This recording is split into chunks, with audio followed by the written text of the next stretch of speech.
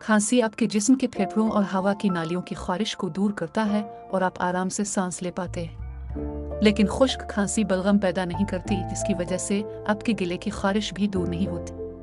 और जब आप खांसी के जरिए गले को साफ करने की कोशिश करते हैं तो आपके गले में जलन और गला खुश्क हो जाता है, जो गले की सोजिश का सबब भी बन सकता है।